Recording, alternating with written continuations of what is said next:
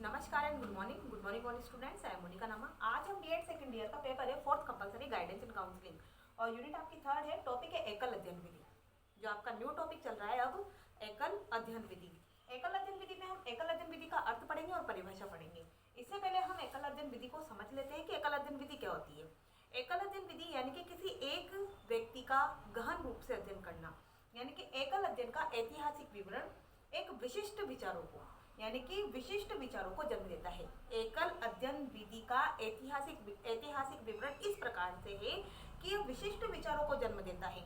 यह केवल एक व्यक्ति विशेष तक ही सीमित नहीं होता है, यानी कि एकल अध्ययन विधि एक व्यक्ति तक ही सीमित नहीं होती है, बल्कि अध्ययनकर्ता जो किसी व्यक्ति पर, किसी संस्था पर या किसी व्यक्ति का जब गहन अध्ययन किया जाता है तो अध्ययनकर्ता उन महत्वपूर्ण तथ्यों को एकत्रित करता है, अध्ययनकर्ता उन महत्वपूर्ण तथ्यों को इकट्ठा करता है जो उसे समाधान से संबंधित लगते हैं। यानी कि जिस किसी व्यक्ति पर गहराई से अध्ययन किया जाता है, जिस किसी बालक पर केस स्टडी की जाती है, तो जिस किसी बालक पर केस स्टडी की जाती है, गहन एकल अध्ययन किया जाता है, तो अध्ययनकर्ता गहराई से अध्ययन करता है और समाधान से संबंधित जो तथ्य या सूचनाएं उसे समाधान से संबंधित लगते हैं, उनको वो एकत्रित करता है, उनको वो इकट्ठा करता है। यानी कि समाधान से संबंधित सूचनाओं को वो इकट्ठा करता है और इकट्ठा करके वो जिस व्यक्ति पर या जिस बालक पर अध्ययन करता है उसकी समस्याओं का समाधान सामने निकालता है। यह अध्ययन विशिष्ट संदर्भ में क्रिया है, यानी कि विशिष्ट संदर्भ की एक क्रिया है, एक कार्य है विशिष्ट संदर्भ में।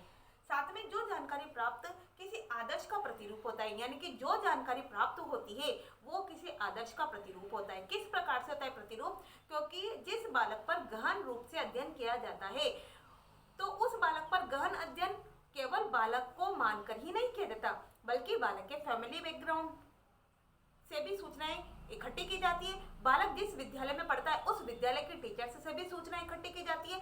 साथ में ही जिस वातावरण में बालक रहता है उस वातावरण में रहने वाले आस पड़ोस से भी बालक के बारे में सूचनाएं प्राप्त की जाती है।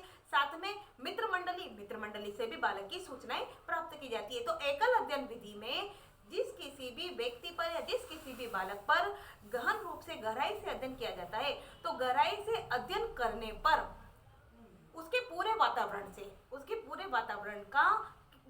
वातावरण से सूचनाओं को इकट्ठा किया जाता है, उसके बारे में सूचनाएं, जानकारियां प्राप्त की जाती है। साथ में होता है जिससे इसका महत्व और अधिक बढ़ जाता है, यानी कि किसी बालक की अगर केस स्टडी की जाती है तो केस स्टडी करने से उससे प्राप्त तथ्यों और सूचनाओं और जानकारी से उस बालक की समस्या का समाधान होता है, और जिसके कारण केस स्टडी में इसका महत्व और अधिक बढ़ जाता है। साथ में यह है कि एकल अध्ययन विधि गहन अध्ययन के लिए प्रयुक्त की जाती है, गहन अध्ययन के लिए प्रयोग की जाती है। जैसे कि मान लीजिए पुलिस प्रशासन है, अब चोर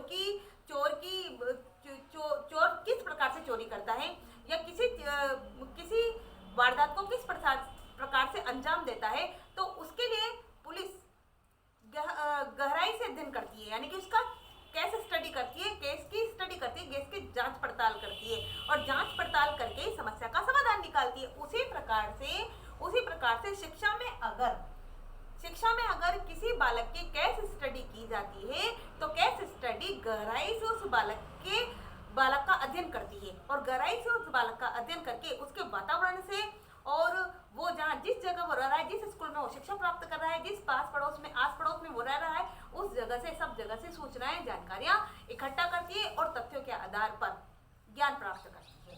तो देखिएगा केस स्टडी, इसका एकल अध्ययन विधि का अर्थ देखिएगा। एकल अध्ययन विधि का अर्थ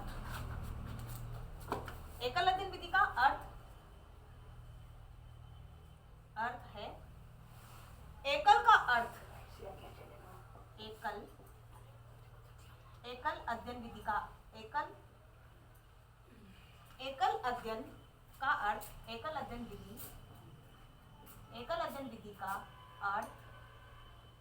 एकल अध्ययन विधि का अर्थ किसी व्यक्ति विशेष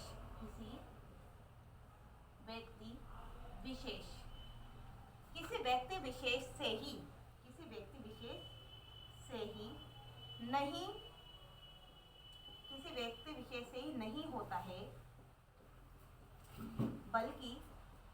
किसी व्यक्ति विशेष से नहीं होता है, किसी व्यक्ति विशेष से नहीं होता है, बल्कि एकल अध्ययन विधि का अर्थ, बल्कि एकल अध्ययन विधि का अर्थ, बल्कि एकल अध्ययन विधि का अर्थ एक संस्था,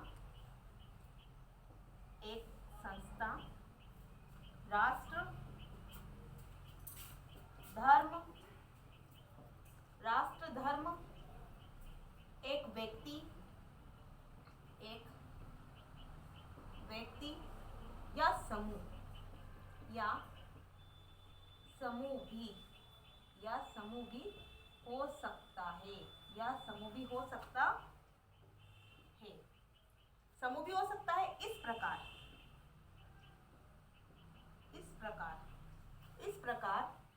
प्रकार की स्थिति एकल को संकेत करती है।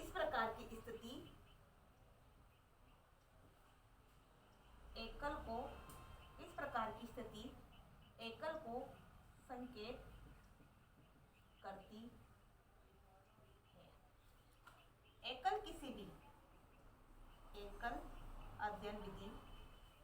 एकल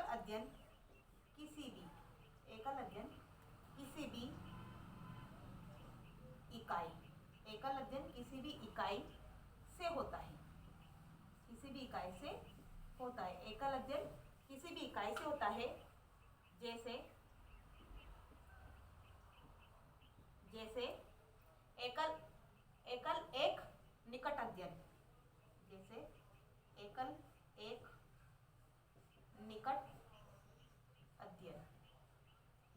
एक निकट अध्ययन, एकल गहन अध्ययन,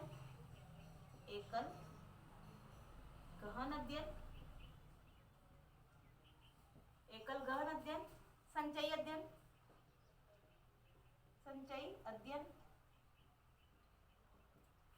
अध्ययन और उपचारात्मक अध्ययन।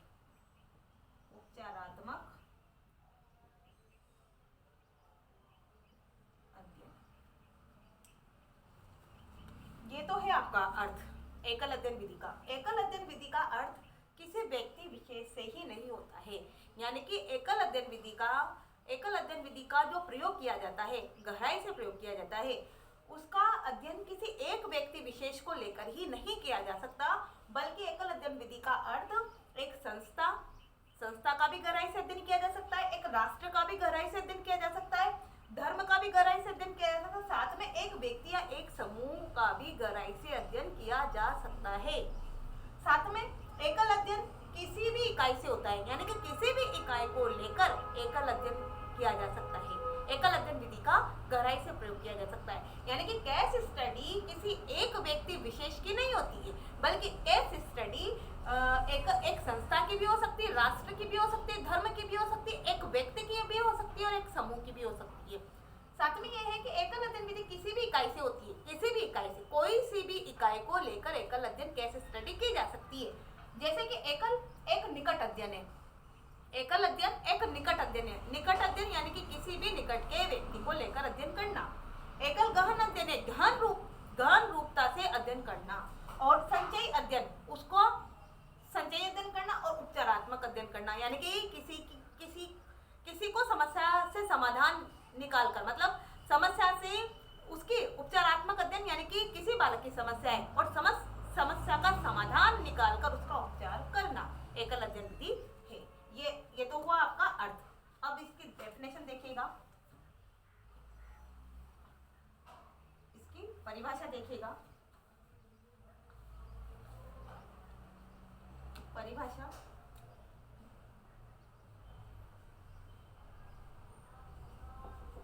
परिभाषा है पीवी यंग के अनुसार,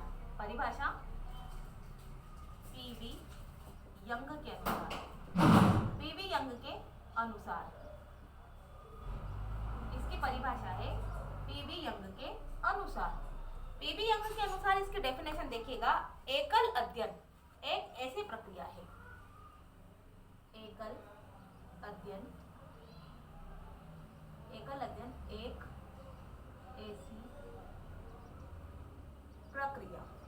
एक ऐसी प्रक्रिया है प्रक्रिया है जो सामाजिक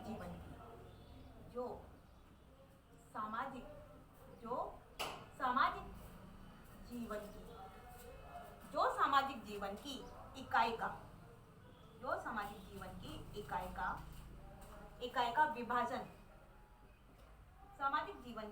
का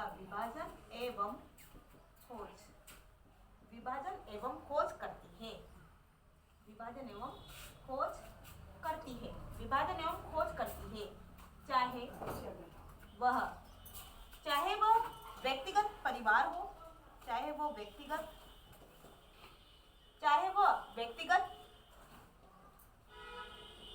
परिवार संस्था,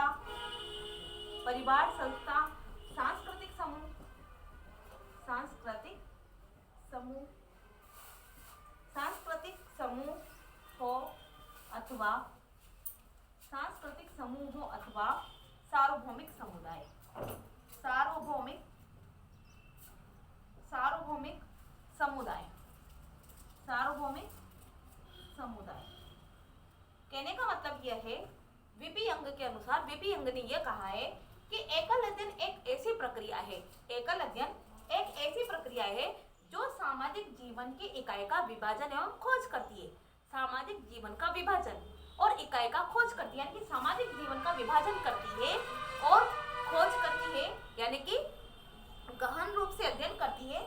चाहे वो व्यक्तिगत परिवार हो, चाहे वो व्यक्तिगत संस्था हो, चाहे वो सांस्कृतिक समूह हो या सार्वभौमिक समुदाय हो, इन सबके सामाजिक जीवन की इकाई के रूप में विभाजन एवं खोज करती है। अर्थात कहने का मतलब यह है कि किसी व्यक्ति अथवा समूह का गहन